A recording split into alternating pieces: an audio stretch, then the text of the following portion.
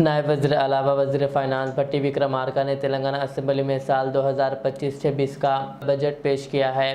उन्होंने कहा कि हुकूमत अवाम की फलाह बहबूद को तरजीह देती है और बेहतर हुक्मरानी के लिए काम कर रही है। बजट में ज़राई शोबे के लिए 24,439 करोड़ रुपए, महकमे अफजाइश मवेशिया के लिए 1,674 करोड़ रुपए और अवामी तक़सीमी निज़ाम के लिए 5,734 करोड़ रुपए मुख्तस किए गए हैं।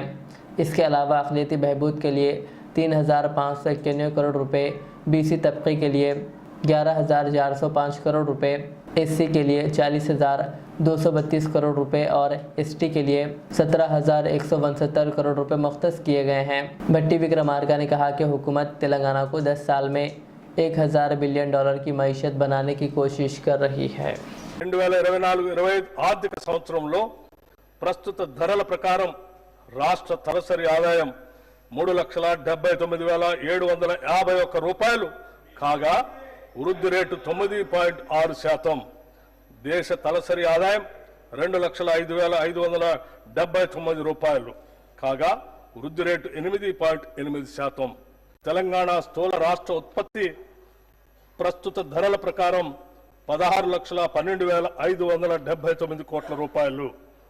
గత సంవత్సరంతో పోలిస్తే వృద్ధి రేటు 10.1%గా నమోదైంది.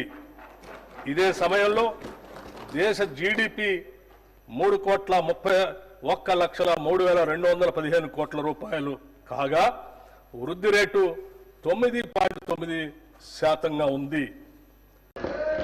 ఈరోజు మన రాష్ట్ర ఆర్థిక వ్యవస్థ పరిమాణం $200 బిలియన్.